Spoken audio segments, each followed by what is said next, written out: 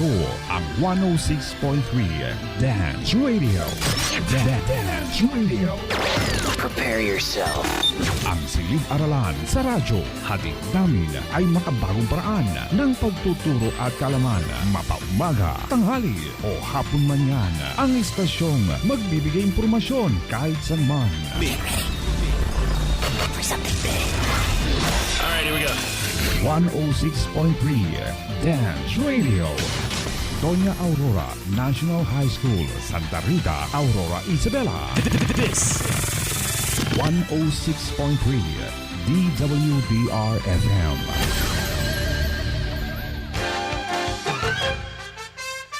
Pre-calculus, Advanced Algebra, Intermediate Algebra, Trigonometry, Elementary Algebra, Geometry.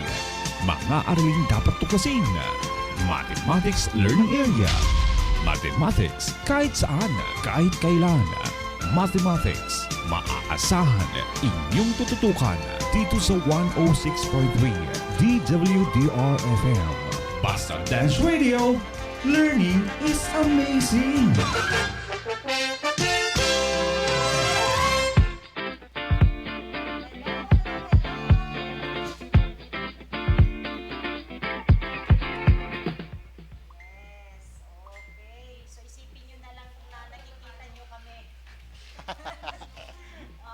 Wala, hindi makikita. Kahapon po sa ating lahat. Pero napapakinggan. Learners under the special science classes. Kumusta po kayong lahat? How are you doing? Our grade 9 learners. Time check, it's already 3:13. And it's March. Okay, sorry. Mayaw awanag tang-tang-tang-tali. Okay, sorry. Grade 8 learners. Okay, so good afternoon. So it's already Nakikita naman na. 3:13 and today is March 25, 2022. Ready na ba kayo, our dear grade 8 learners? Welcome to Mata Live sa Facebook Live and happy listening on Dance Radio 106.3 FM. Yours truly is Teacher Mari Guillermo at syempre kasama ko ang inyong teacher. Okay, syempre naman, hindi ako pwedeng mawala dyan. Kasi ito ay talagang nakatalaga lamang sa ating mga grade 8 special science classes. So, gusto kong i-shoutout ang aking mga estudyante. Of course, unahin natin ang 8 Socrates, 8 Copernicus, at syempre, hindi rin pahuhuli ang 8 Aristotle. Nandyan na ba kayo mga anak? Okay, so syempre, katulad ng dati, hindi rin natin pwedeng palampasin ang pagkakataon na ito para i-introduce at kilalanin ng ating mga magagaling na facilitators sa ngayon. Alam nyo ba na ang kasama natin ngayon ay wala si Ma'am Delma sa atin ngayon. Alam nyo ba ang dahilan? Magaling po si Nana. Ang lesson natin ay tungkol sa radical. So, ang alam ko dito, she's afraid of radicals. Okay, so unahin natin siyempre ang ating mabait na kaibigang master teacher sa mathematics learning area. Yung palagi kong dinedescribe na small but terrible teacher, master teacher in the mathematics learning area. Teacher Maria Corazon Akpal Molina. At ang kanyang partner sa ngayon, siyempre, ang extra milers ng mathematics department, Teacher Marilyn Juliano. Tignan nyo yung kanyang X-pen mamaya, napakaganda yan. At siyempre ang ating electronics raffle coordinator for today, ang ating mga mababait at masipag na teacher, pinangunahan na dito siyempre si Teacher Naida Mangabat. At ang kasama niya ngayon, dahil wala si Ma'am Naida, Marilyn, hindi dahil wala si Ma'am Delma at umupong facilitator si Ma'am Marilyn, siyempre nandito ang ating magaling din na teacher sa math learning area, Teacher Marley Jane Espiritu. Okay, ano masasabi mo, ma'am? So, tingnan mo naman ang ating team, sir, di ba? Kaya nga eh. Kaya nating buhatin ang isa't isa. Okay, so, shout out kay Teacher Delman. Pagaling si nanay. Kaya Oo. hindi nakapasok si Teacher Delma ngayon.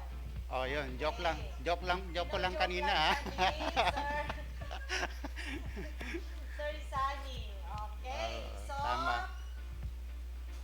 special greetings also to our fatherly officer in charge, Sir Rodrigo V. Pascua, and of course to all our head teachers, especially to our supervisory head, Ma'am Merlinda Dayaw Dante. To the dance faculty and staff, especially to all the teachers of mathematics learning area. Good afternoon po sa inyong lahat. And syempre, kanina binanggit na ni Sir kung sinong ating mga clientele ngayong araw na ito. Oo. Ang ating 8 Copernicus, 8 Socrates, and 8 Aristotle.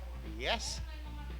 At syempre, kung free time po kayo at wala po kayong klase ngayong oras na ito, sa lahat ng ating mga learners, pwede rin kayong manood. Yes, ma'am. Lalong-lalo na sa ating mga grade 9 kasi advanced kasi yung yung grade 8 mathematics. So, pwede rin manood dito yung mga grade 9 student. Yes. Pandagdag ng kaalaman. Okay. So, pwede na ba natin ibigay ang unang tanong? Yes, ma'am. Pwede na. Bigay na natin ang unang tanong para makapag-start na tayo. So, ang first question, Sino Ayan. write 10 raised to 5/6 in radical form. Write 10 raised to 5/6 in radical form. Okay, so here are the choices. So letter A, square root of 10 raised to 6. B, square root of 10 raised to 5. C, 6th root of 10 raised to 5. Excuse lang po, mama. Bakit hindi napalitan? Yung isa po is fifth root. Yung letter C po natin is fifth root of 10 raised to 6, ha? Okay. Yun. Ayan, So, correction. nagkaroon ng Ma'am? technical. Yung D. Yes. Okay. Okay, so ang din na Ano ba, natin pardon? ngayon ay fifth root Tama. of Sige. 10 raised to 5. Yes. Okay, so pasensya na nagkaroon ng technical problem. So ang letter D ay fifth Fifth root root. of 10 raised to 5. Fifth root 10 raised to 6. Yan. Okay. Fifth root of Para bumalik mo, baka hindi ko na-save siguro. 10 raised to 6. Yes. Okay. Okay, so ulitin lang natin yung letter C is 6th root of 10 raised to 5 and then yung letter D that is 5th root 10 raised to 6.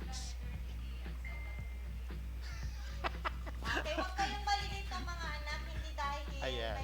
may changes sa letter D, ayun na yung sagot ha. Dapat isolve na din. Nagkataon lang kasi na magkaparehas ang letters and letter D. Yes. Okay. So, kailangan palitan yung isa. But it doesn't mean na yun na yung sagot. Yes, tama ka dyan, Ma'am Maripe. So, thank you very much for the correction. So, we are now ready to read the learning competencies for today's episode on radical expression and rational exponent. Siyempre, number 1, competency natin or objective. Simplify expressions with rational exponent. Number 2, simplify radical expressions. And number 3, perform the 4 fundamental operations on radical expression.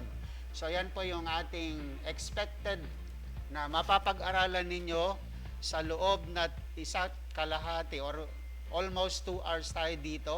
So pagkatapos niyan, yung mga objective na yan ay dapat mapapag-aralan nyo na. And ituloy na natin sa ating mga definition of terms, Okay. So number 1, we have here radical expressions. Ano bang radical expression? An expressions that contains radicals with numbers or variables in the radicand. Okay, so yung symbol natin dito, yung parang long division, kaya lang may buntot siya dun sa unahan. So pag ganyan yung symbol natin, that is all about the square root or radical sign. So nandito na yung mga parts niya, yung number doon sa pagitan ng buntot at saka yung main symbol niya, that is your index. And then yung symbol mismo, we call that as the radical sign. And then yung nasa loob, that is your radicand. And then, ano bang ibig sabihin ng radicand, mga anak? Radicand is the expression under the radical sign, o yung nasa loob. And then yung index natin, the small number, tat, o yung nakadikit doon sa loob ng parang check mark portion of the radical sign, yung nasa unahan niya. Okay, so punta na tayo dito sa susunod. Next slide. Square root of any positive number. Siyempre, meron tayong dalawang roots yan, We have your positive square root, or sometimes we call that as the positive square root, and the other one is the negative square root. Bakit dalawa po, mga anak? Kasi halimbawa yung 4. Ano yung square root ng 4? Diba 2? Kapag dalawang positive yan, positive times positive, 4 pa rin ang sagot. And then yung negative naman, negative 2 times negative 2, is still the answer is positive. So dalawang square root ng isang positive number, or we call the first one as the principal square root, and the other one is the negative square root. Ang example natin dito, we have here square root of 100. So meaning to say, pag square root, yung number na i-multiply natin twice, na magbibigay sa atin yung value ng radicand. So dito sa 100, ang square root niya is 10. Now, dito naman sa pangalawa, negative square root of 36. So makikita dito meron siyang negative bago sa unahan ng square root. So automatically, ang sagot natin dyan is negative. So anong number ang i-multiply natin na magbibigay ng 36? Siyempre, negative 6. Since we have a negative signs before the radical sign, so therefore the final answer is always negative. And then, dito naman sa pangatlo, square root of x raised to 8. Okay, ang technique dito kapag variable, mga anak, kapag even number yung exponent natin, para makuha yung kanyang square root, hahatiin mo lang yung kanyang exponent. So therefore, the square root of x raised to 8 is equivalent to x raised to 4. And then, our next example is the square root of 25 over 49. Now, what number being multiplied twice that will give us 25? Of course, that is 5. And in the denominator, what number is being multiplied that will give us a number of 49? So that is also 7. So therefore, the square root of 25 over 49 is equal to 5 over 7. And then, number 5 example natin is 0.81. So anong number naman ang i-multiply sa kanyang sarili na magbibigay ng 0.81? Of course, that is 0.9. Now, if you don't know the process of getting the square root of a certain number, you can also use your calculator, and automatically it will give you the answer. And finally, yung negative square root of 9. So this time, we will not introduce to you on how to get the square root of negative 9, because if you are going to extract the square of that number, using your calculator, wala siyang ibibigay na sagot. Kaya ang nakalagay dyan is non-real number. You cannot find a number being multiplied by itself that will give us a negative 9. And then dito sa susunod, cube root of a. So kung babasahin natin yung red dyan sa taas, ang index natin is 3, and our radicand is a. So we are going to read that as cube root of a. So again, a cube root of any number is always positive. and any cube root of any negative number is always negative. Hindi kagaya dun sa square root na kung minsan wala tayong sagot doon. Example natin, cube root of 27. So when we say cube root, ito naman yung number na i-multiply natin ng 3 beses na ibibigay niya yung ating radicand. So in our example, cube root of 27, so the answer is 3. Why? Because if you are going to multiply 3 times, so that is 3 times 3 times 3, the answer is 27. Kaya 3 ang kanyang sagot. Dito naman sa number 2, cube root of negative 8, okay, yan ang sinasabi ko kanina, sa square root walang sagot yan, pero pag cube root, there is an answer, and the answer is negative 2. O, tignan nyo mga anak, negative 2 times negative 2, positive 4, and then multiply again by negative 2, so the answer is negative 8. So, meron siyang sagot. And then, dito sa number 3, is cube root of 125 over 64. So, pag i-multiply natin kasi ng 3 times yung 5, it will give us 125, and then pag i-multiply natin yung 4, 3 times, that will give us 64. So, therefore, the cube root of 125 over 64 is 5 over 4. And then, dito sa number 4, example natin, cube root of x raised to 3. Okay, meron kasing kung dito, anak, properties of radical na kapag parehas yung index doon sa exponent natin, then the answer is the radicand. So, that is the shortcut. Basta parehas yung index and the exponent in the radicand, then the answer is the base. Okay, so dito sa last example natin, what is the cube root of x raised to 12? So, paano natin makukuha yan? So, you are going to get the cube root of x raised to 12. Ano naman yung term na i-multiply natin para magbigay sa atin ng x raised to 12? Of course, the answer is x raised to 4. Because if you are going to multiply that 3 times, the answer is x raised to 12. Okay, so ang dami pa dito. Pwede bang ituloy mo, Ma'am Marilyn? Napapagod na ako magsalita.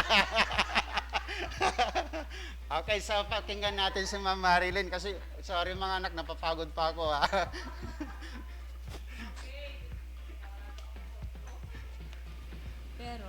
Sige, good afternoon everyone. So dito tayo ulit. Definition of terms pa rin. An nth root of any number a is a number whose nth power is a. So parang ito, 3 raised to 4 or 3 to the 4th power, the answer is 81. Ano daw ang ibig sabihin nun? If you're going to find the 4th root of 81, the answer is 3. Parang baligtad niya. Parang 3 times 5, that is 15, di ba? Then 15 divide 3, the answer is 5. So, ganun din sa kabila. 2 raised to 4 equals 16. So, kinuha natin yung 4th root ng 16, the answer is 2. Kasi, paano siyang naging 2, ma'am? Kasi 4 na beses mong imumultiply yung 2 sa sarili niya. 2 times 2 times 2 times 2, the answer is 16. Kaya, ang 4th root ng 16 ay 2. Okay, pag may negative sign tayo, negative times negative, di ba pag negative times negative is positive? Pag even number, kagaya ng sabi ni Sir kanina, ang ating exponent, yung answer natin ay positive. So in this example, ang ating exponent ay odd number, so 5. So negative 2, ita-times natin ng 5 beses, sa sarili niya, ang magiging sagot ay negative 32. Okay? Bakit kaya naging negative 32 yan? Kasi negative 2 times negative 2, di ba, positive. Ita-times sa negative, negative, positive, and then negative. Kaya pag kinuha natin yung 5th root of negative 32, the answer is negative 2. Meron pa ba? Madami pa yata. Okay, rational exponents. These are exponents that are fractions. So, paano daw natin malalaman kapag rational ang exponents natin? Nakikita nyo dyan, dapat daw yung kanyang exponent ay fractions. Ayan, fractions. Kagaya nito, 25 raised to 1/2. Rational exponent form yan. Ngayon, paano natin i-convert na radical form yung ating 25 raised to 1/2 na rational exponent form. Paano natin siya gagawing radical form? So, tandaan natin, the value of the numerator, which is 1, ayun, yung 1, represents the power of the radicand. Okay? Exponent, siya yung exponent nung nasa loob. Kaya sa yung ibang symbol nga dyan, E over I. Okay, ano naman yung denominator? The denominator represents the index or root of expression. So sabi kanina, ito yung number na nasa labas ng ating radical sign. Di ba, ma'am? Wala namang nakalagay. Paano ko malalaman? So, square root yan. So, naka-default yan ng 2. So, imaginary yung 2 dyan. Ma'am, ba't di ko nakikita yung 1 na exponent? So, ganun din. Parang dun sa ating index kanina, hindi rin nakalagay kapag ang exponent ay 1. Okay, dito tayo sa pangalawa. 4 raised to 3 over 2. So, tandaan, E over I. Exponent over index. So, yung exponent ng 4 ay 3. Pupunta siya doon. At yung yung index natin ay 2. Siya yung nakalagay doon. Okay, next. 2x plus 1 raised to 2 over 7. May grouping symbol tayo. Kaya ibig sabihin, yung lahat na yan ay nasa loob ng ating radical sign. So, 2 ang ating exponent. Dapat 2 rin ito. Di ba, Sir Sunny? Dapat 2 yan. Pero nagkamali siya. Nailagay niya yung 3. Kaya, nailagay yung 3 dyan. Pero dapat 2 yan. Dapat 2 yan. Di ba? Kasing 3. Okay. Nasulatan na lang natin. Dapat ito ay 2. Okay. Now, the denominator is 7. Kaya yung ating index din ay 7. So, I hope this is clear. So, writing rational exponents na po tayo. Sir Sunny? Oh yes, ma'am. So, thank you for the explanation. So, this time, emphasize natin kung paano siya na i-convert. Nandito na, ma'am, ano, nakasulat na dyan. So, dun sa 3 kanina, yung sinabi ni ma'am dyan, that is equivalent to 2. Nagkamali ako ng pag-type dyan, anak. So, ang pinaka-process niyan, kung ano yung denominator, yun ang magiging index doon sa labas. And then, yung exponent doon sa radicand, yun naman yung numerator doon sa fractional exponent. So, that is the technique, mga anak, kung paano natin i-convert yung rational exponent to radical form. Okay, so May sagot na. ready na tayong ibigay ang ating sagot, Ma'am Maripet. Yes. Thank you, Sir Sunny. Thank you, Ma'am Marilyn and Ma'am Cora. Okay, so eto na. Sino kaya ang unang mananalo sa ating first math Roleta question? So, Yes. here the answer is letter C. The 6th root of 10 raised to 5. Okay. Yes, So, congratulations to Joseph Ralph Sadiwa of 8 Socrates, Charlene Joy Saan of 10 Rutherford, Desla Racedo of 8 Aristotle, John Mar Yanwaria of 10 Tagliente, Wow, may grade 10. May grade 10. Niel Lamug of 8 Aristotle, Precious Daniela of 8 Copernicus, Freddy Santos of 8 Socrates, Janelle Salvador of 8 Aristotle, and Nora Rosete of 8 Aristotle. Wow! Okay, So, Ma'am. congratulations.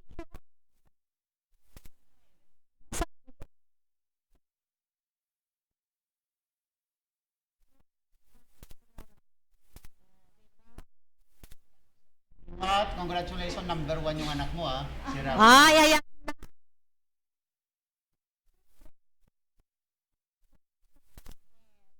Siya po ang unang nanalo ng ating math Don't forget to Roleta send me your number mamaya para dun sa quiz. load mo, Yes, okay. And thank you sa ating sponsor, si Ma'am Larna Tan Nevado and Yes. Engineer Ali J. Bagulo. Thank you, Engineer and Ma'am Larna Tan. Yes, so pwede na nating ibigay ang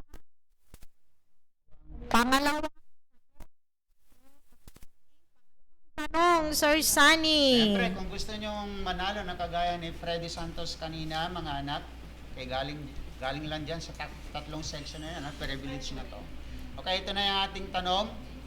Simplify 32 raised to 2 over 5 without an exponent. Okay, so I will repeat simplify 32 raised to 2 over 5 without an exponent. So, ka-explain lang kanina kung paano natin i-simplify yan. So, is it letter A 4, letter B 8, letter C 12, letter D 16? Okay, ano kaya dyan ang sagot? So, pwede na kayong mag-send ng tamang sagot sa ating chat box, mga anak. At huwag niyong kalimutang ilagay ang iyong pangalan at ang iyong section para makakarating yung load ninyo na worth 30 peso load na galing kay Madam Lorna Tan of Ballesteros, Aurora, Isabela. Taga saan ba si Sir Bagulo? Kalabasa, sir. Kalabasa. Marami din kasing Bagulo sa Banagaw. Relative siguro, sir. Yes, ma'am.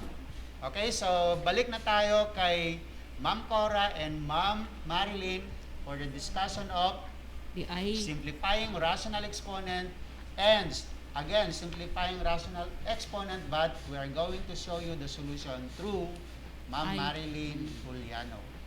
So back to you, Ma'am Cora. Thank you, Sir Sunny. Okay.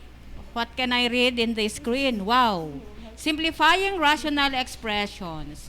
Pag nakikita ko yung word na quotient, parang meron kang dapat hindi gagawin. Okay. So sa daanan, kapag may nakita kang yellow, tawag doon. Parang sa gamot yan. Parang sa gamot yan, Mami Oo, Cors. pag nakita mo yung may yellow sa daan, nakalagay, caution, may at work. Huwag kang lumapit doon. Okay? Baka ikaw ay maiyabot. Mahulog doon sa butas. Okay. So, ganun din sa mathematics, especially in simplifying rational expressions. So, nakalagay dito, quotient. Notice the difference between parts A and B in example number 1. So, we have there example number 1. We have A and B. The radical in part 1 or part A is the positive, take note, positive fourth root of a positive number. And the other one is the fourth root of I'm sorry, ulitin. Okay. Take 2. Babasit gamit. Kasi ang nasa isip ko, uunahin ko yung positive. Yes. Bago negative. Think positively. Ayan. Kaya nauna ko yung positive. Okay, so it says there, the negative fourth root of a positive number.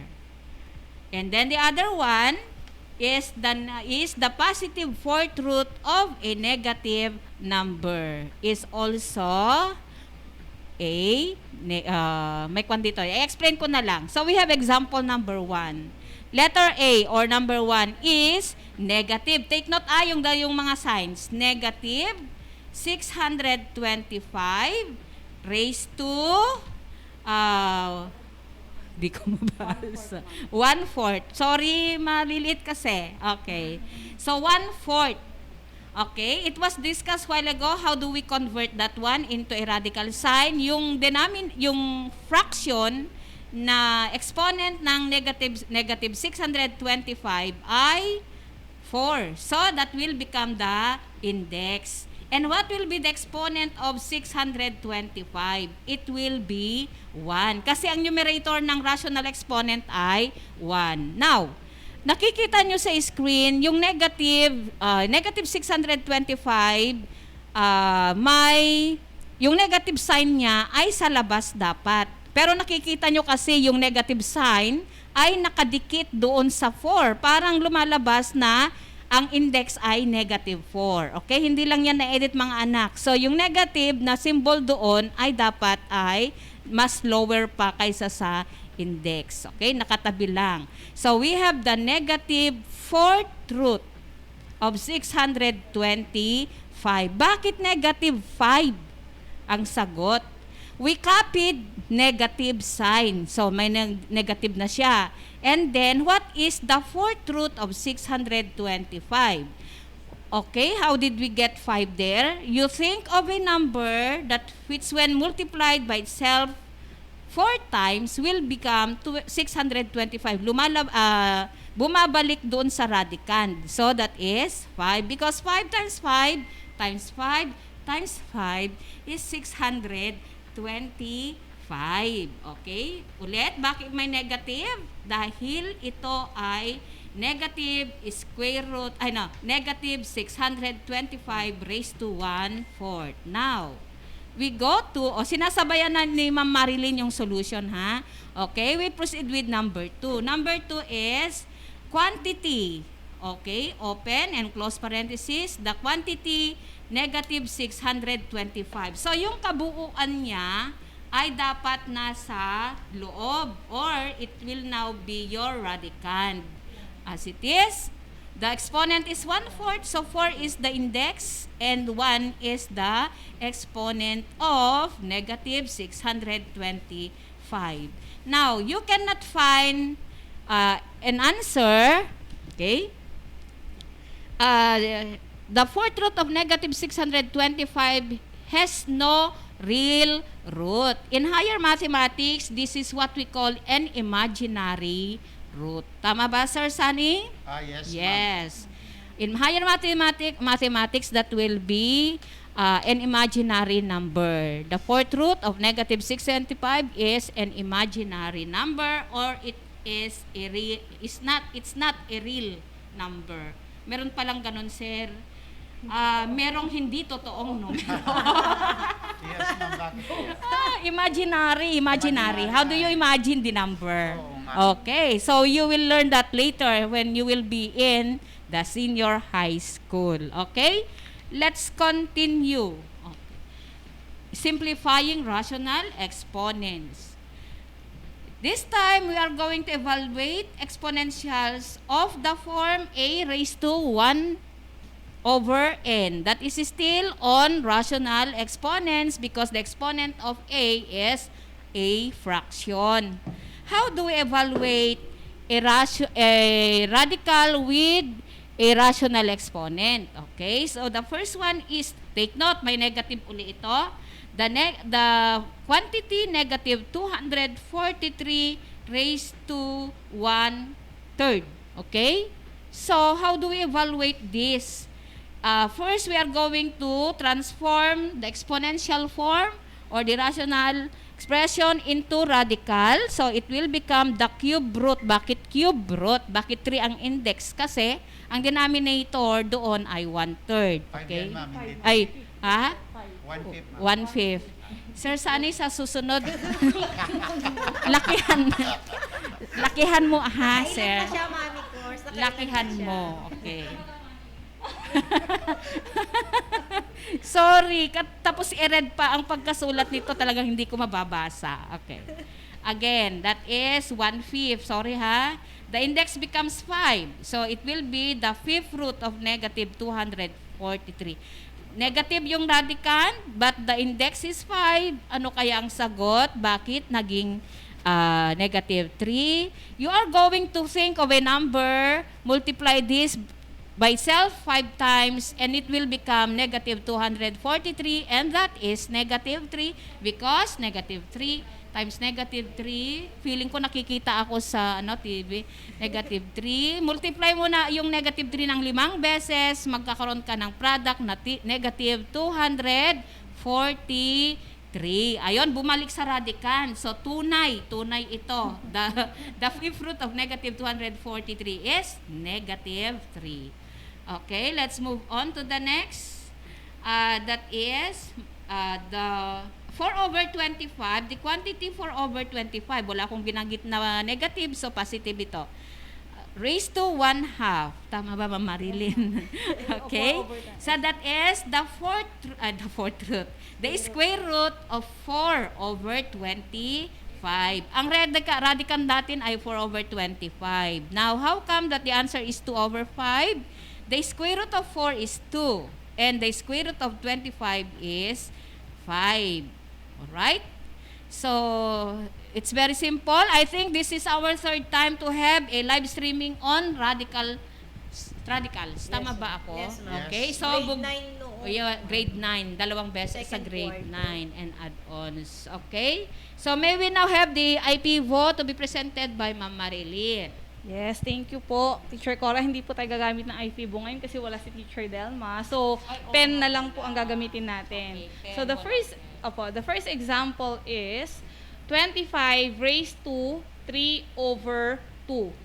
Okay, so ang unang gagawin natin, mga anak, i-convert natin itong rational exponents into radical form.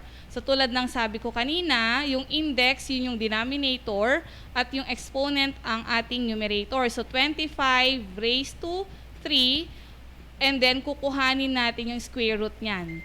So square root of 25 cubed, so 25 cubed, that is 15,625. Bakit 16,000 nilagay ko? Okay, 15,625. Yan ang 25 times 25 times 25. So, ang square root ng 15,625 ay 125. So, pwede kayong gumamit ng calculator dyan, mga anak. Okay, next. Negative 27 raised to 43. Tulad ng sabi ni Teacher Cora kanina, careful kayo dun sa may parentheses at walang parentheses. Pag may parentheses kasi, kagaya ng letter C, ibig sabihin naka-group. Kasama yung negative sa 64. Pero dito sa letter B, dahil walang parentheses, nakahiwalay siya. Nasa labas siya ng radical sign. So, negative. So, ano ulit yung ating magiging index? Diba? Exponent is 4. 3 yung index. So, cube root of 27. Ang exponent ng 27 ay 4. Ayan. So, ano ngayon ang 27 raised to 4? So, bago tayo mag-simplify, kailangan yung nasa loob muna. Yung ating radicand muna. Ang ating isi-simplify. Okay, 27 raised to 4, that is 531,000. Ang dami, 441. So, pag nakuha mo na yung 27 raised to 4, at saka natin kukuhanin yung cube root ng 531,441, and the answer is 81. Okay, so yun ang cube root niyan. Now, huwag kalimutan, meron tayong negative sign kanina sa labas ng radical sign natin, di ba? So, ilalagay lang natin, negative 81. So, yun ang sagot. Okay, next. So, letter C naman, tulad ng sabi ko kanina, meron tayong parenthesis, so negative 64. Ulit, ano ang ating index? So, E ang ating exponent, yung nasa taas, so squared siya, and then index is 3. So, yan. So, unahin natin yung radicand. Negative 64 squared. Ano daw ang ibig sabihin ng negative 64 squared? I-multiply mo yung 64 sa sarili niya ng 2 beses. Ang magiging sagot ay negative 64 times negative 64. That is 4,096. Ano ngayon ang cube root ng 4,096? So, eksakto yan. That is 16. So, pag na-compute mo sa calculator, yan ay real number. Pero pag hindi mo siya makompute sa calculator, yan ay tinatawag na undefined or not real. Okay? So last na tayo. Example, we have the negative 16. So isama natin yung negative sa loob ng ating radical sign kasi kasama siya sa ating parenthesis. So ganun ulit. 3 ang ating kasi E over I. Yan ang tatandaan nyo para hindi nyo makalimutan. Exponent is 3. Index is 2. So, dahil 2, hindi mo na kailangang ilagay yung 2 doon. Automatic na square root na siya. Equals, so ano ang square root ng negative 16 cube? Yun ang ibig sabihin. Negative 16 times negative 16 times negative 16, that is negative 4,096. So, ang tanong, meron ba tayong square root ng negative 4,096? Kahit pindutin mo sa calculator yan, walang lalabas. Syntax error. So, ayan ay undefined or not real. So, yan ang ating sagot. Kapag meron tayong square root of a negative number. Ma'am, yung 4,096 lang ba ang undefined? No. Lahat ng negative number na nasa loob ng ating square root, yan ay undefined or not real. Okay, so ready na po siguro ang ating Roleta questions, Teacher Maripe? Yes. Para sa sagot. Thank you. Ready na dahil ang bibilis nilang sumagot. Ibig sabihin na iintindihan nila ang ine-explain ng ating mga discussants kasi ang bibilis nilang magbigay ng answer, sir. Di ba? Kakao man, bakit ang bilis nila? At dahil dyan may bonus points sila sa'yo pag ganon. Siyempre O, naman. di ba? Gising na gising sila. Ibig sabihin, hindi sila na ngayon nanonood ng basketball. Nakatutok Tutok sila ngayon dito. Yes. O, di ba? Ang I gagaling ng really ating mga... appreciate them, ma'am, this time kasi ang bibilis nilang Yes. Kanina pa, naka-sampu na tayo, di ba? Yes, sir. At hindi lang yan, meron din tayong grade 10 na sumasali. O, di ba? Okay, thank you very much. So, grade nakakatuwa. Okay, so ito na po ang sagot sa ating pangalawang tanong. So, the answer is letter A, 4. And congratulations to the following students. Jamie Miel Lamug of 8 Aristotle, Cassandra Javier of 8 Copernicus, Arian Faye Carnate of 8 Copernicus, Sofia Casinillo of 8 Socrates, John Mar Januario of 10 Tangile, Again. Corinne Gale Agas of 8 Socrates, Leon Nicole Galang of 8 Copernicus, Kate Magaway of 8 SPJ, Yesler Acedo of 8 Aristotle, and Alessandra Opiana of 8 Aristotle. Oh, Congratulations di sa ba? inyo lahat. Okay. Talagang Ready inspired si Ma'am Cora kasi Kaya meron tayong nga 10 tanggili. Okay. student ni Ma'am Cora. Yes, so spin na natin. Para makita Ayan. natin kung sino ang pangalawang mananalo ng 30 pesos worth of load. Parang mahina ang battery yung spinner. Yes, sir. Kasi Mahina nakita mo naman wala pa nga tayong camera. Mahina si Net. No, so, congratulations to Kate Magawa. Okay, wow. Congratulations, Sino si Kate Kate? Magaway. SPJ. Kanino si 8 SPJ? SPJ. Baka kay Ma'am Kwan yan. Kay Ma'am Delma ba yan? Grade 8. No, sir, grade 9 si Ma'am Delma eh. Hindi lumalab. Ayun. Ayan na. Okay, so Kate Congratulations. of 8 is PG. Is PG. Okay, so we are now ready to read the third question. Sir, So kung gusto nyo manalo ng 30 pesos worth of load, dapat mabilis. So this is now the question. Simplify the square root of 9x raised to 36. Okay.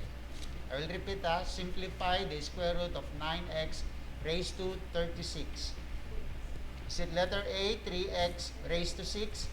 Letter B, 3x raised to 18? Letter C, 9x raised to 6?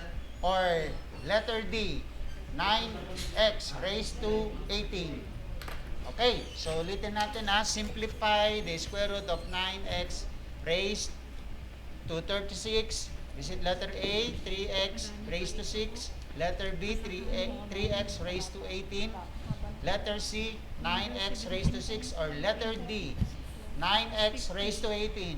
Okay, go mga anak.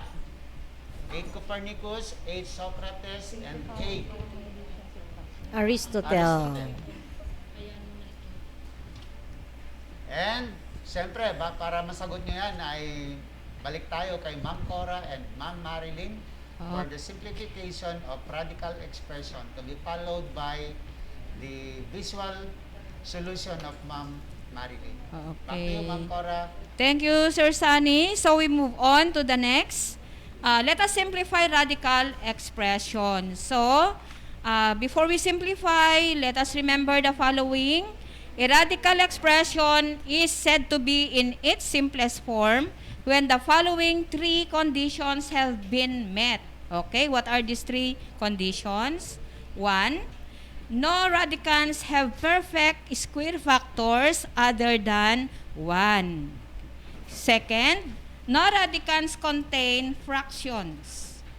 And number 3, no radicals appear in the denominator of a fraction. So, let us have the examples or applications of simplifying radical expression.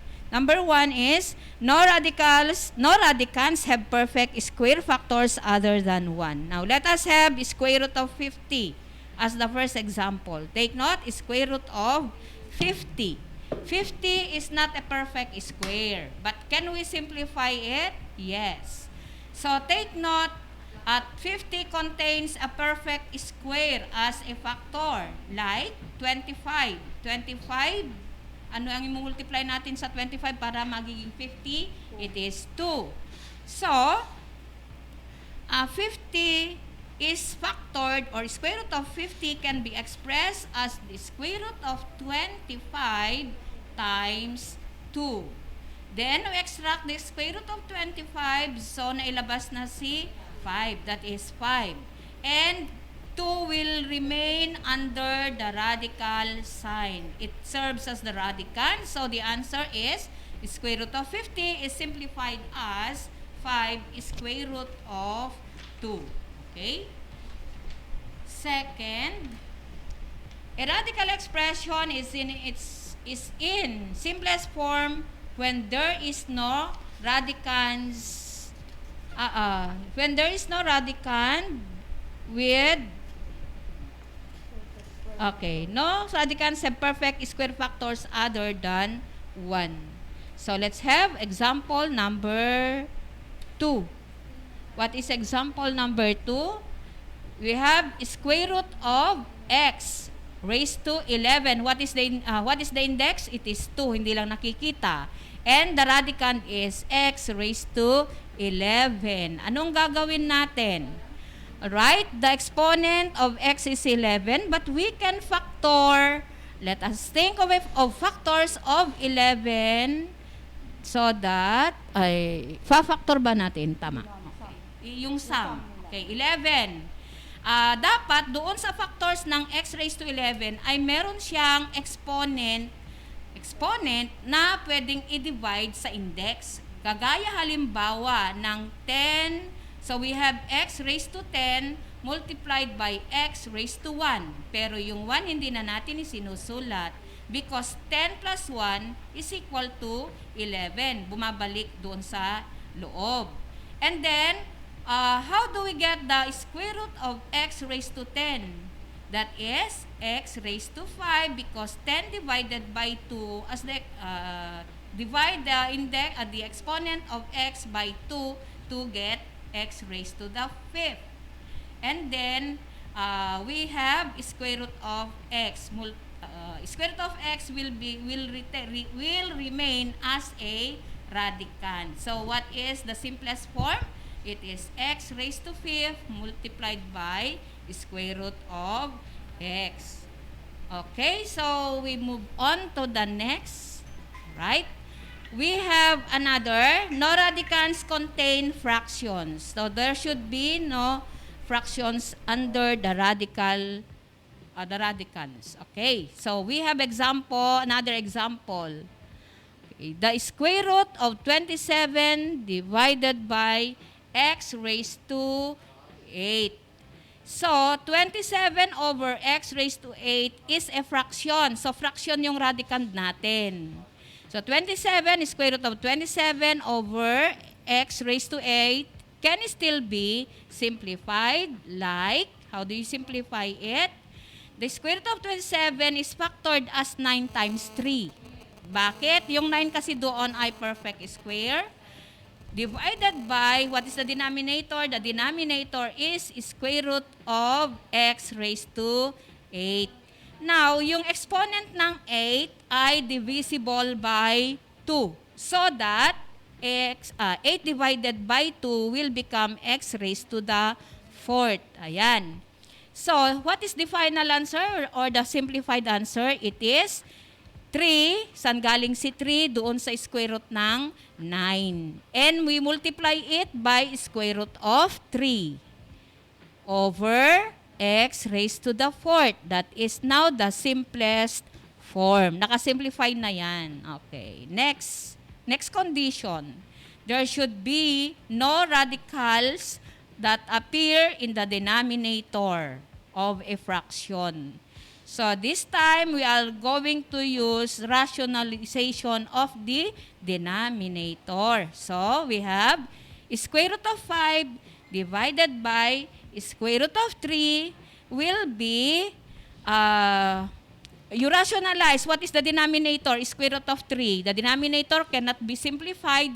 So, mananatili pa rin siya sa baba, bawal yon, hindi pwede. So, what shall we do? You rationalize the denominator. by multiplying both numerator and denominator by the denominator. Ang denominator natin is square root of 3, kaya i-multiply natin yung numerator by square root of 3 and denominator by square root of 3. Multiplying the radicands 5 and 3 will give us 15. So the numerator now is square root of 15. Now we come to the denominator.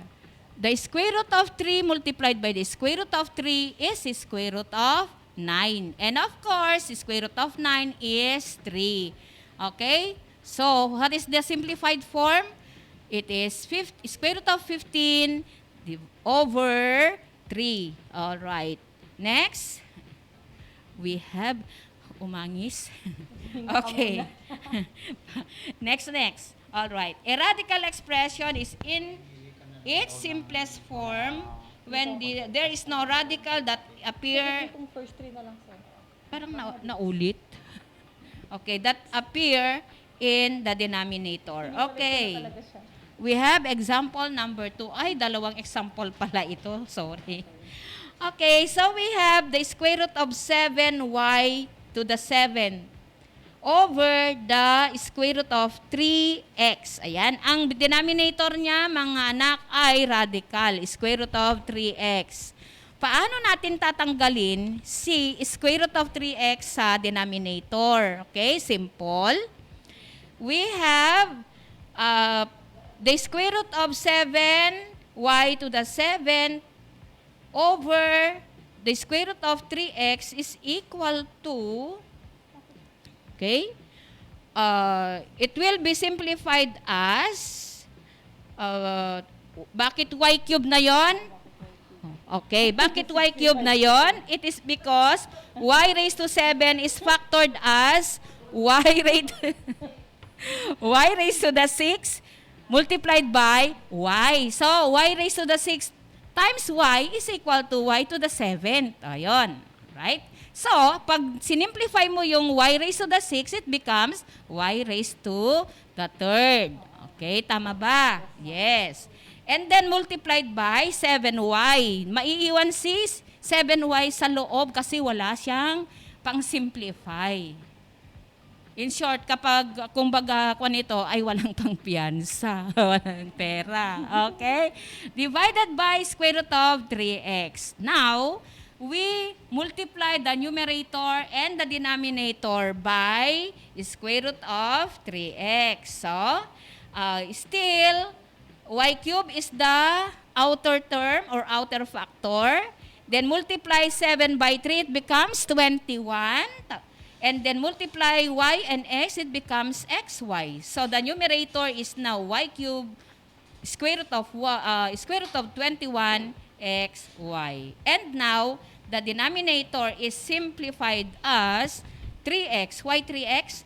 Square root of 9 is 3, and square root of x is, x squared is 3x. 3x, wala ng s. Okay, what is the simplified form? It is y cube square root of 21xy over 3x. Wala nang may sisimplify dyan. Okay? That is already the simplest answer. Salamat.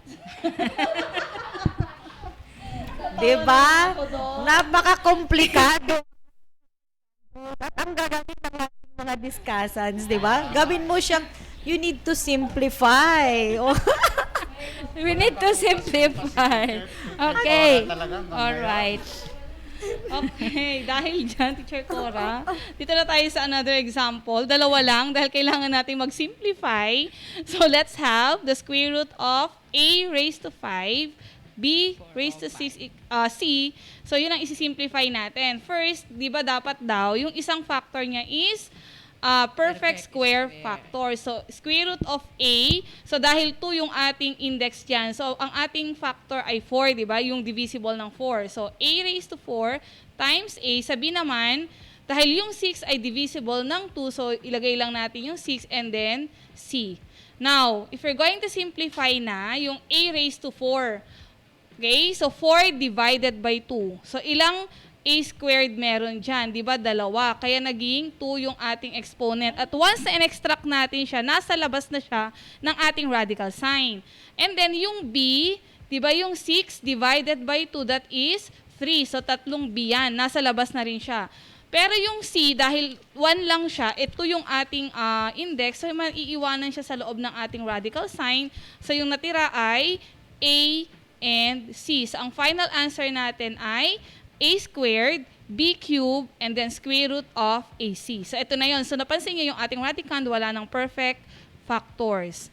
Okay, perfect square factors. Next, sa susunod naman, before natin siya i-simplify, i-check nyo muna, pwede ba natin siyang i-divide? So, pwede bang i-divide? Yes, yung ating mga variables pwede. So, i-divide na natin. Pero yung 32 at 6, hindi natin siya pwedeng i-divide. So, 3 and 1. 3 minus 1. So, ang m natin ngayon ay naging 2 na lang siya. Yung p naman, 6 minus 1. Kaya naging 5 na siya. So, mas magiging madali yung ating pag-simplify. Ano na lang ang matitira sa ating denominator? That is 6. So, yun na lang 6 ang ating i-rationalize. So, square root of 32, m squared, p raised to 5, all over square root of 6. So, ita-times natin para ma-rationalize ng square root of 6 over square root of 6. Okay, so multiply na natin. 6 times 32, that is 6 times 32, ilan daw? 192. Okay, 32 times 6, that is 192. And then, kopyahin natin yung ating variable na squared at saka p. All over. So, yung nasa denominator natin, pwede na i-cancel yan, di ba? So, magiging 6 na lang siya. So, meron ba tayong square root ng 192?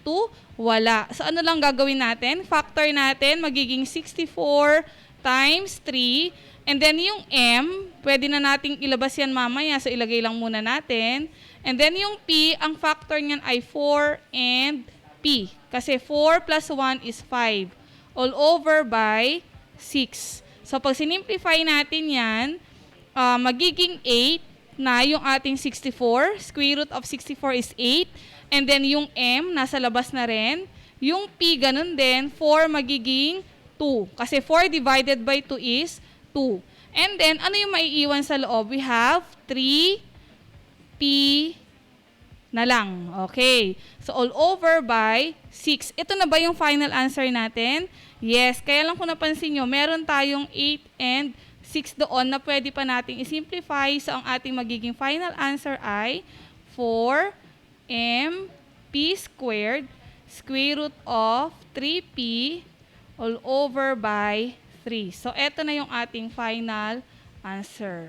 Okay. So, yun na yung ating final answer. Teacher Marife, pati yung aking sulat nanginginig din. Kaya hindi maganda. Okay, Thank you so much, Teacher Marilyn. Okay, bilisan natin kasi marami pang naghihintay na slides na ating kailangang tapusin ngayong araw na to. Okay. So, punong-puno ngayong araw na ito. At siya ang ating presentation designer at ay ang ating master teacher.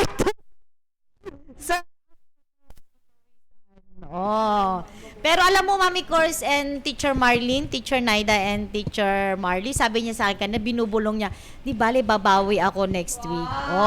Di ba? Kaya sige. Kasi uwian na daw mamaya. Kaya babawi daw siya next week. Oo. Kasi saktong-sakto. Alam nyo naman next week kung ano na. Malapit, nakatapusan na. Okay. So, congratulations. The answer is letter B, 3x raised to 18. Congratulations to Jamie Miel Lamug of 8 Aristotle, Corinne Gail Agas of 8 Aristotle, Cassandra Javier of 8 Copernicus, John Marian Tangile, Arian Faye Carnate of 8 Copernicus, Sarah May Berrion of 8 Aristotle, Maria Adelfa Agonoy of 8 Copernicus, Sweetel Faith Arenzana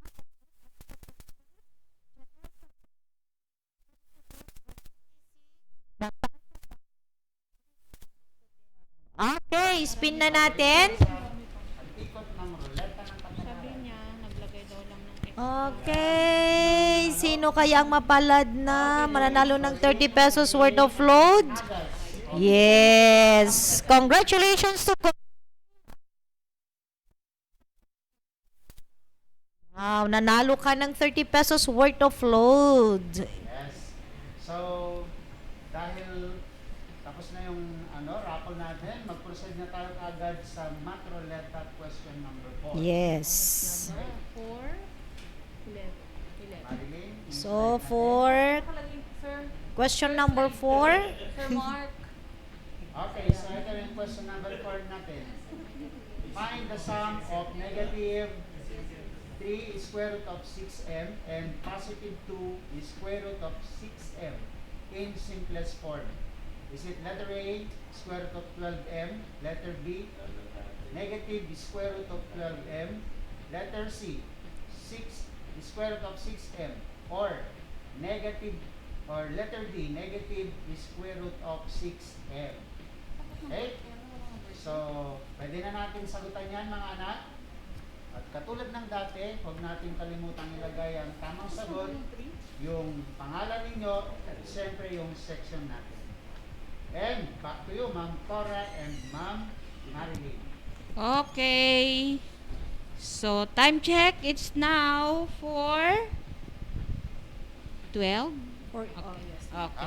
Tama-tama. So, this time we're going to apply the 4 operations in mathematics in radical expression. Okay? So, we will perform the MDAS. So, first is the addition and subtraction of radical expression. May I read the rules? Says here, to add or subtract radicals, you simply add or subtract the numerical coefficients of the radicals for similar radicals. Okay. But, if the radicals are dissimilar, do not add or subtract at once. But, try to factor out the radicand, then proceed with the addition and subtraction. Okay, let's have one example. The first example is 3 is square root of 11 plus 5 is square root of 11.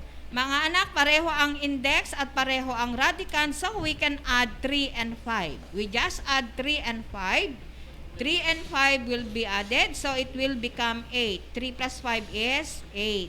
And copy square root of 11. Okay, that very simple. Now we have another example.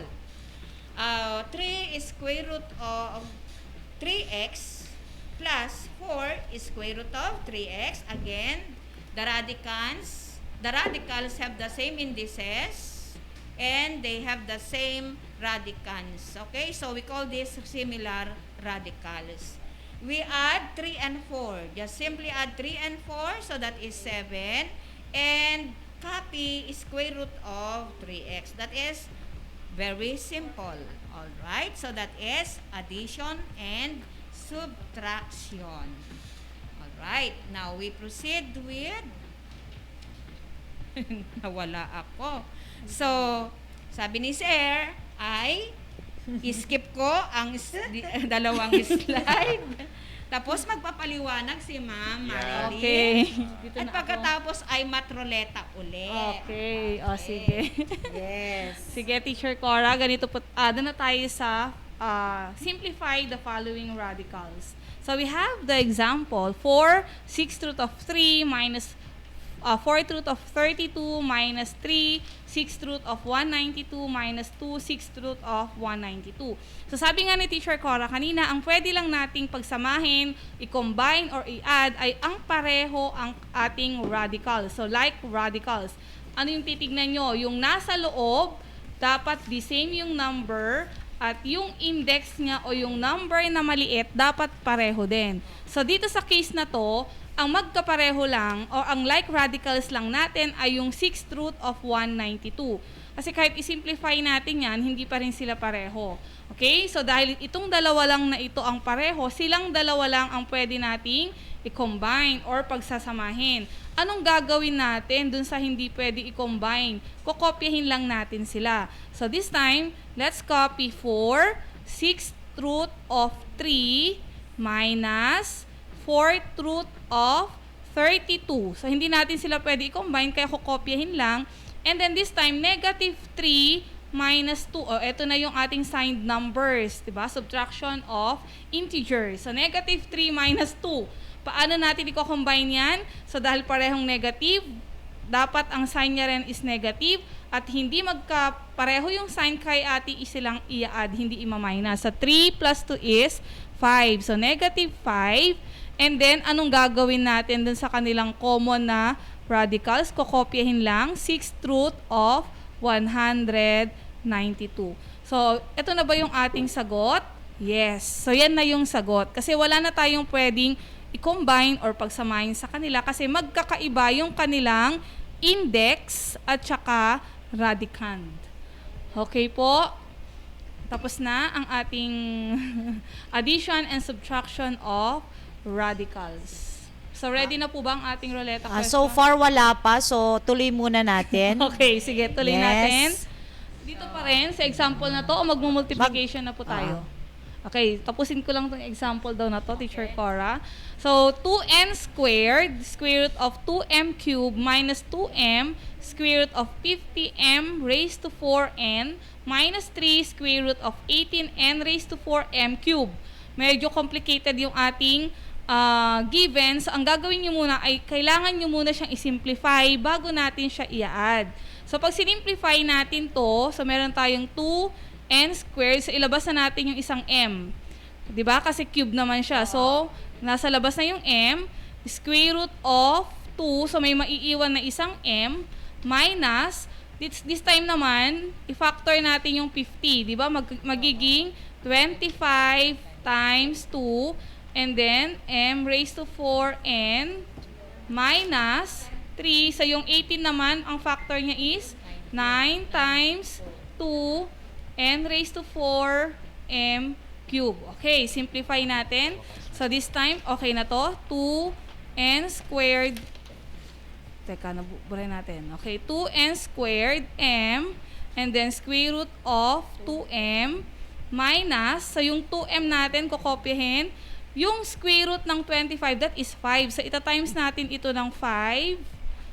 Tapos yung m raised to 4 doon, magiging m squared. Ang maiiwan na lang sa loob ng ating radical sign ay 2n minus 3. So, yung square root ng ating 9 is 3. Tapos, yung ating n then is magiging n squared.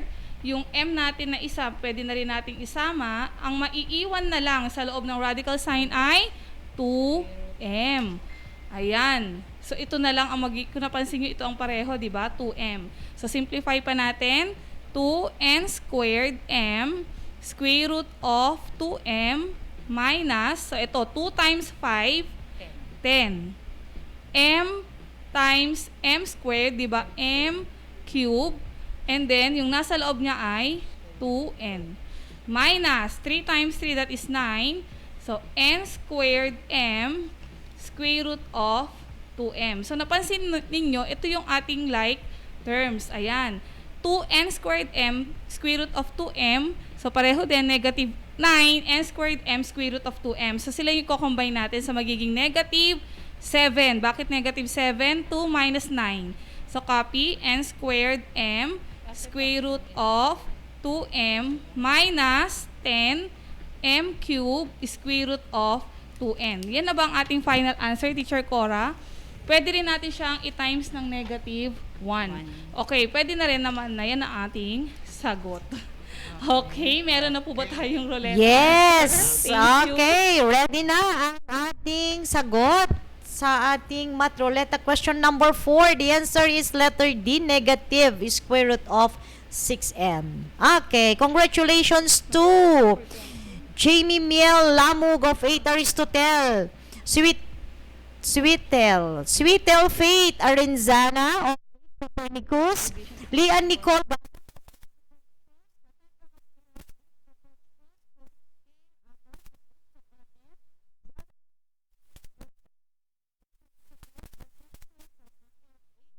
Cruz, John Marian Waria of 10 Tangile, Nora Rosete of 8 Aristotle, and Jesler Acedo of 8 Aristotle. Okay, so paikutin na natin. So, spin na natin. At tingnan natin kung sino ang Okay, Sarah. ulo.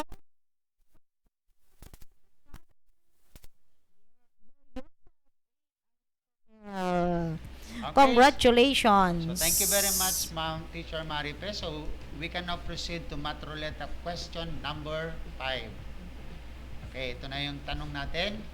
Find the product of the square root of 5m and the square root of 10m in simplest form. So multiplication naman tayo mga anak, ano? Is it letter A, 5, the square root of 2m? Letter B, 2, the square root of 5m? Or letter C, 5m square root of 2? Or letter D, 2m square root of 5?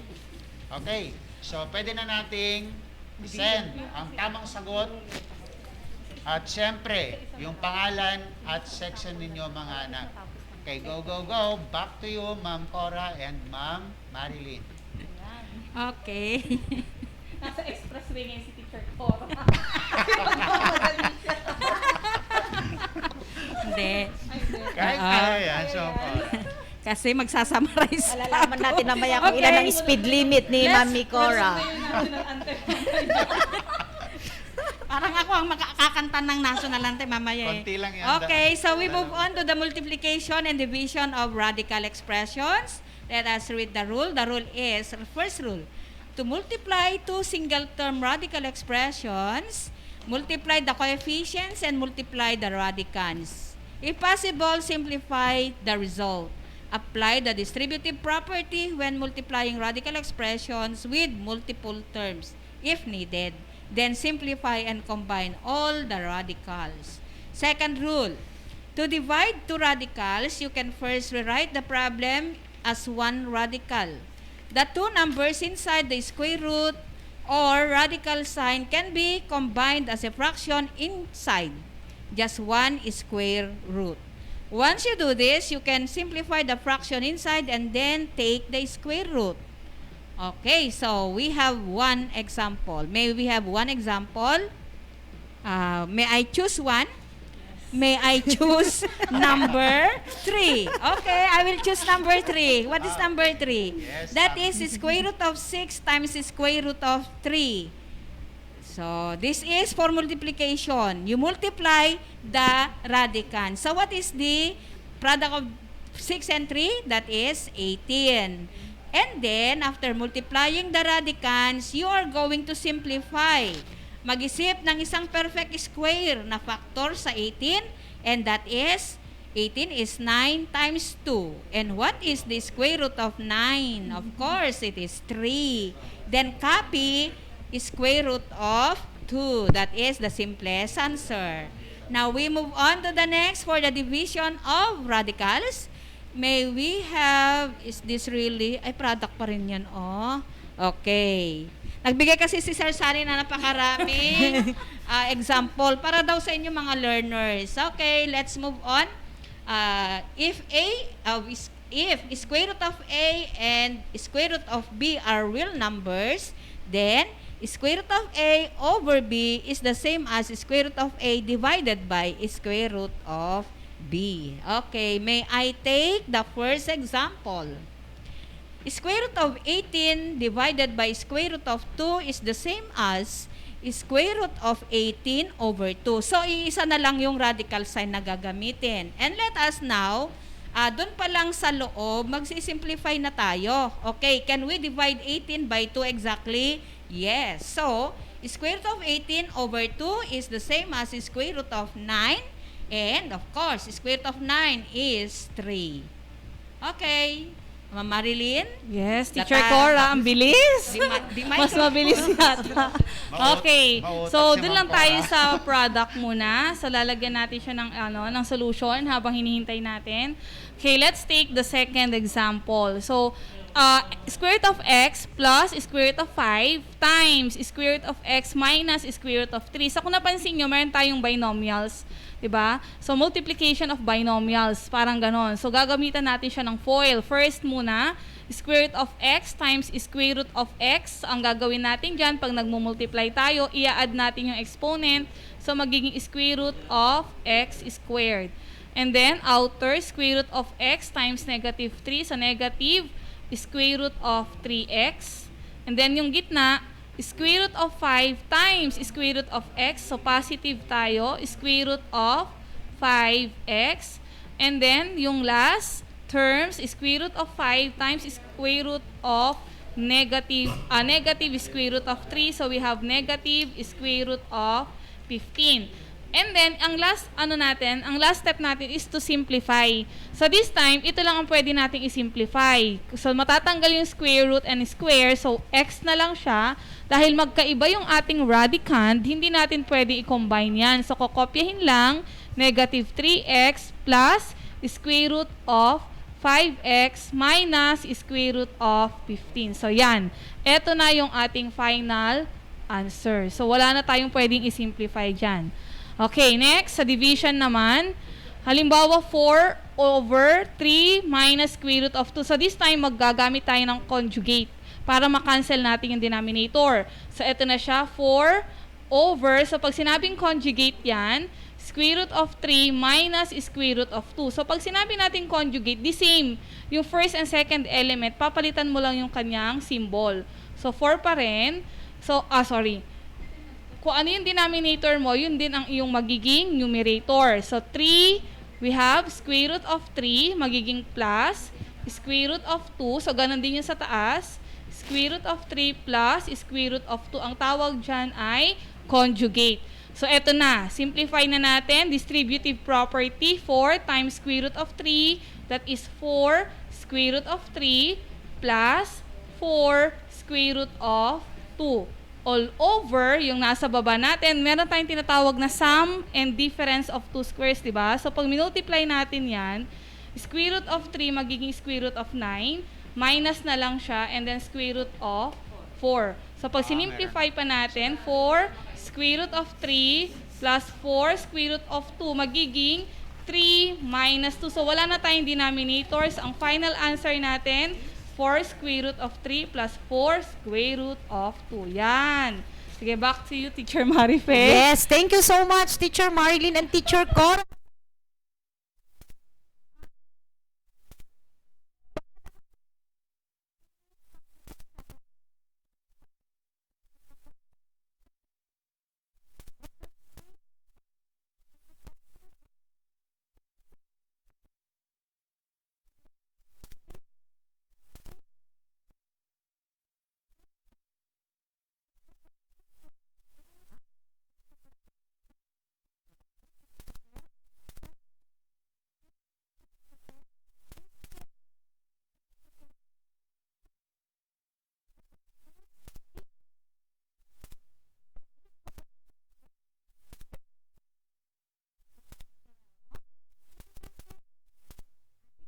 Kung sino ang panghuling mananalo ng 30 pesos worth of load is sponsored by Ma'am Lorna Tan and Engineer Ali J.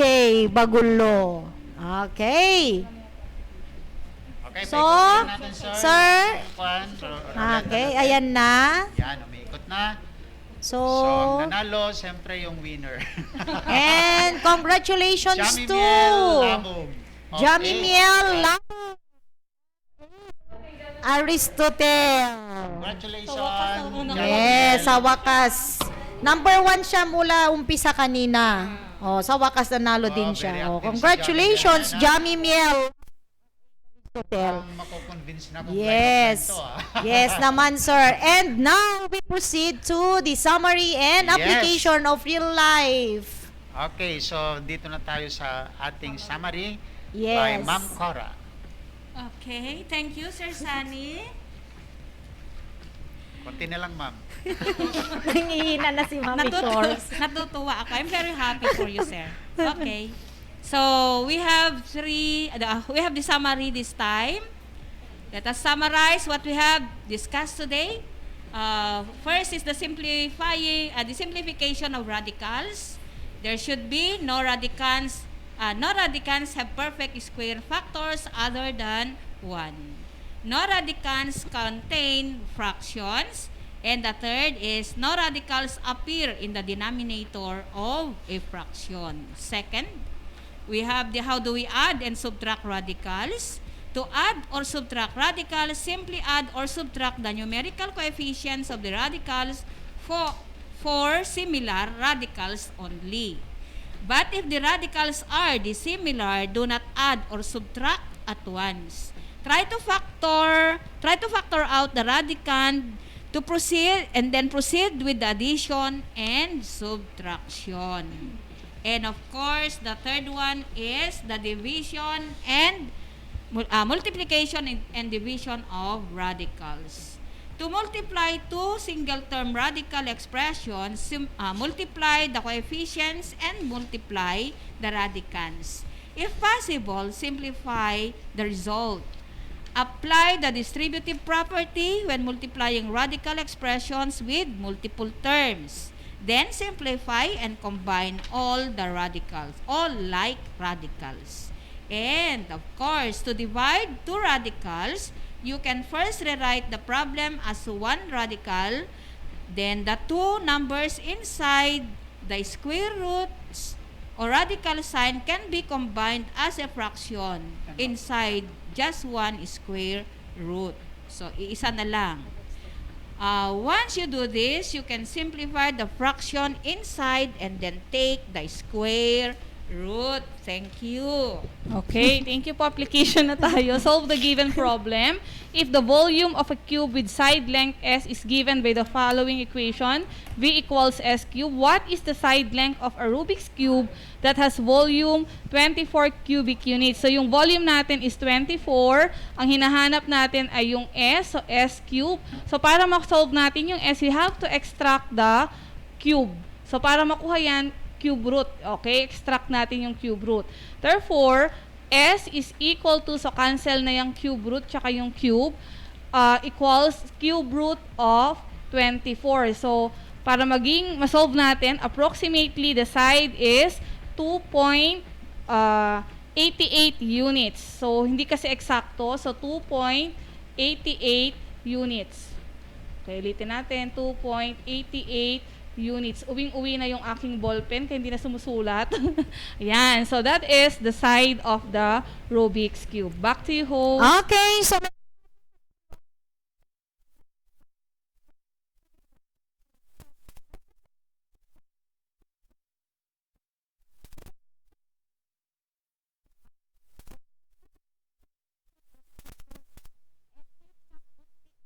yourself. Okay, so and we would like to thank the following. Of course, we would like to thank once again our learning facilitator, Teacher Cora, Teacher Marilyn, Teacher Marley Jane, and Teacher Naida. And of course, my partner again for today, Teacher Maripep. Yes, and of course to our generous benefactor.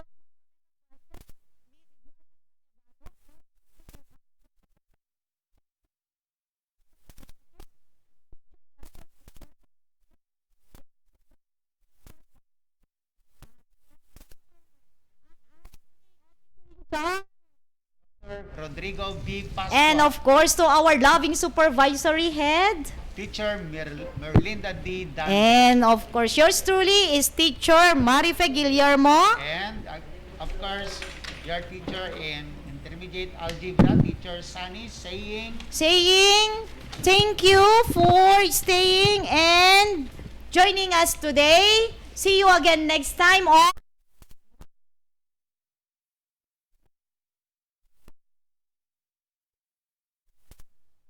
your weekend, mga Yes. Stay safe.